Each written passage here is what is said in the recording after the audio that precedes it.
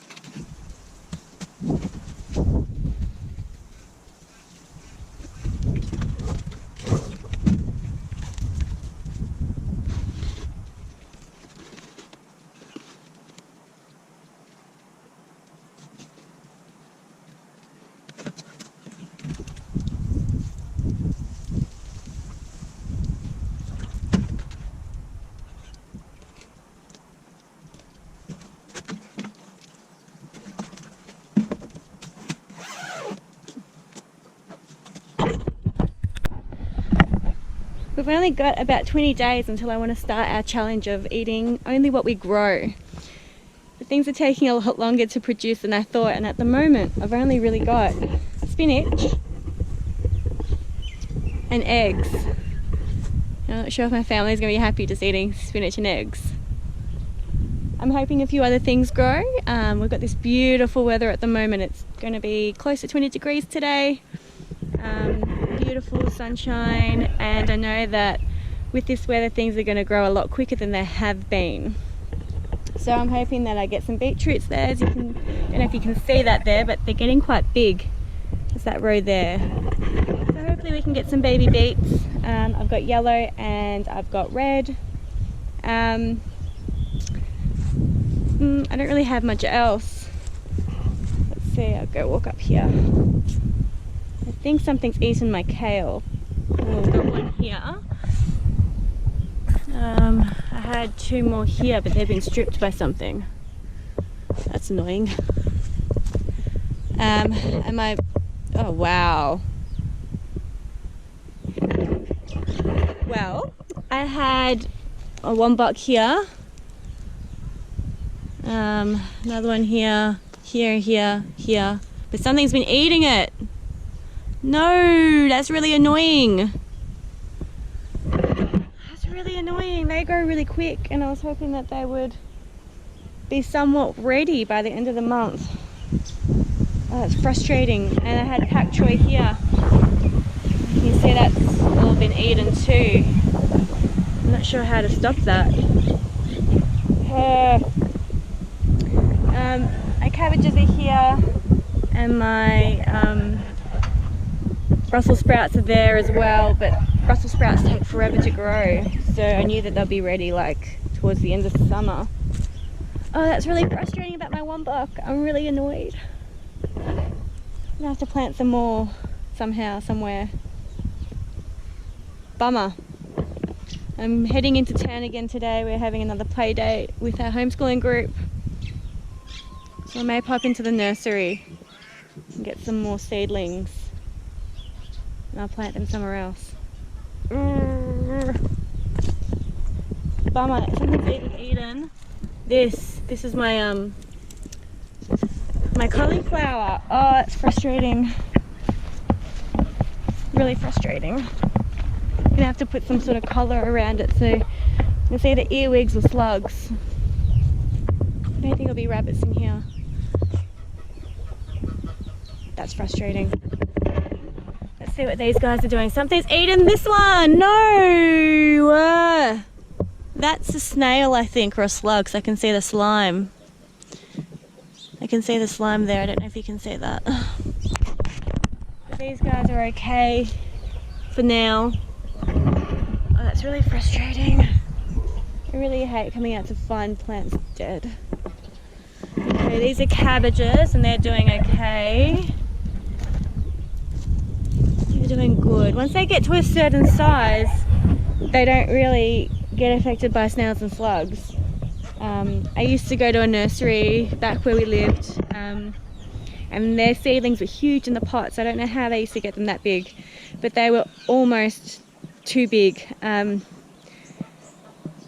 They were pot bound and they were straggly, but every time I planted them, they did fantastic. Once I separated them and put them in the ground, they were big enough that they didn't get affected by slugs and snails and stuff like that, or earwigs. And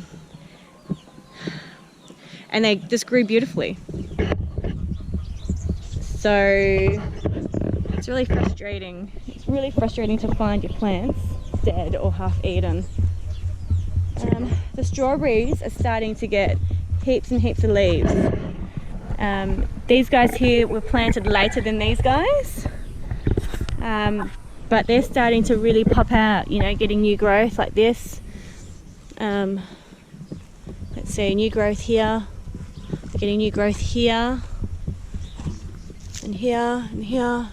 You can see that it's really starting to come to life. Yeah, the crown's starting to send out new leaves. Needs another weed in there.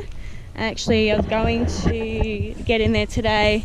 I was going to go into the pine forest and collect some pine needles because berries love acidic soil and pine needles are acidic.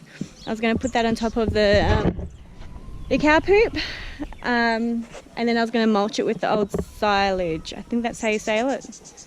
I don't think it's silage. I think it's silage, like in the silo, because they put it in the silo to ferment. Anyway. Fermented grass that they feed cows. I was going to put that on top. That's been spoiled. Just to suppress the weeds, because I'm weeding so much and I've got such a big veggie patch that it's just not going to be feasible for me to keep weeding. I've weeded majority of this. I've gotten the majority of the weeds out, but there's still quite a few in there. So I'm hoping when I do mulch that it will suppress it all.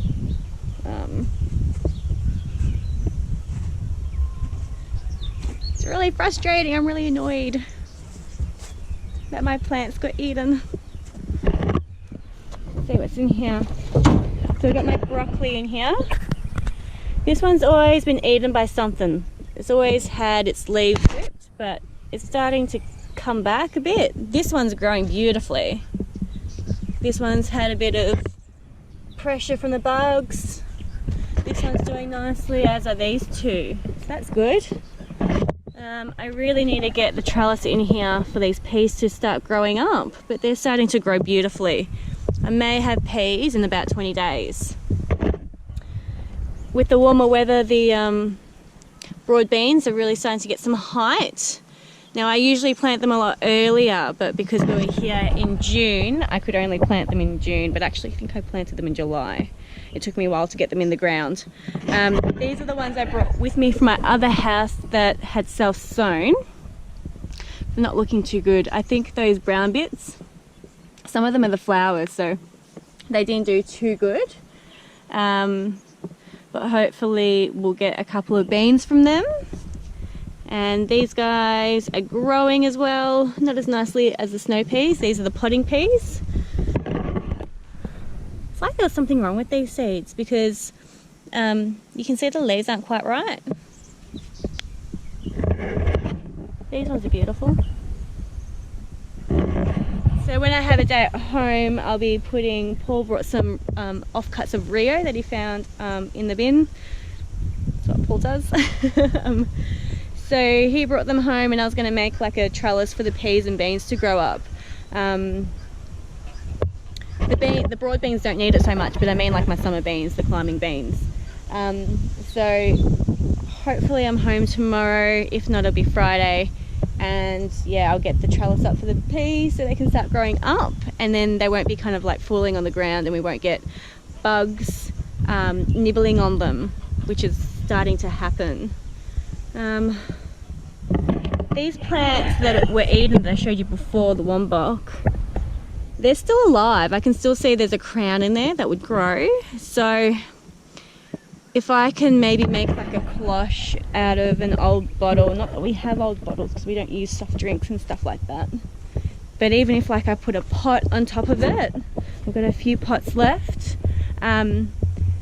that might stop the bugs kind of going in and eating it. It might give them a chance to grow a new kind of like middle to replenish what's been eaten from the outside. So I might give that a go, and put them on at night because that's when they're being eaten, and then take them off in the morning so they get the beautiful sunlight and the rain if we get any, and we'll continue to grow. Hopefully, fingers crossed, we'll get some new life out of those plants that have been demolished.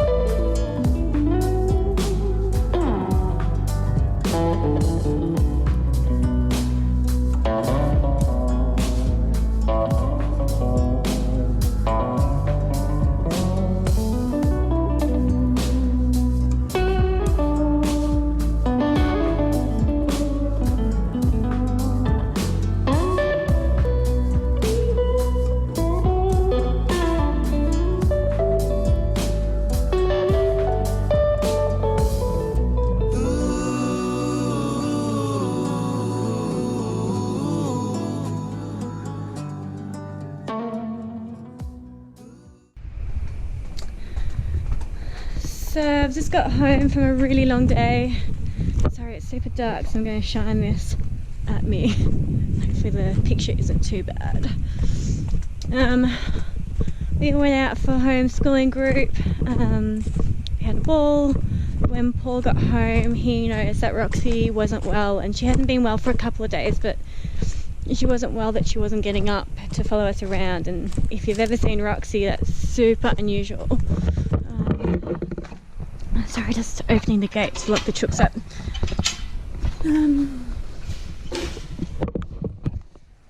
So we noticed on Sunday that she was spewing. I'll turn her around so you can see here. That might be better. Noticed that she was spewing and she couldn't keep anything down. She lost her appetite. It was really lethargic, which is really unusual for Rox. Okay, 1, 2, 3, 4. Geesies. 1, 2, 3, 4. 4, 5, 6, 7, 8. Got all the chooks. I've got some eggs. Yes. And she wasn't getting any better, which is, you know, it's very unlike her to be off her food. It's also very unlike her not to move. She's a super active dog. Okay. So we took her to the vet and they had a pathology there, which was awesome. And they ran some bloods and they found out that she has pancreatitis and kidney failure. So the pancreatitis we can treat, but kidney failure you can't treat. There's no dialysis for dogs. So what we've decided to do is take her home, give her lots of fluids with electrolytes in it, give her antibiotics for her pancreatitis, pain relief, just in case she's in any pain. She's had anti-nauseas. 1, 2, 3, 4. Got all these ones. And if she doesn't get better in a couple of days, we'll have to put her to sleep. But hopefully she'll get better. And but if she does get better, she only has a couple of months to live. So she's got acute kidney failure. They don't usually show symptoms, but because she's had the pancreatitis, she is showing symptoms. So it really sucks. You don't want your pets to get sick, especially when there's nothing you can do for them. So hopefully she'll get better in the next couple of days. And then she can have a couple of months here. If it starts to go really downhill, we'll have to put her down because there's nothing really you can do. I've forgotten about the chicks. There's nothing you can really do for kidney failure.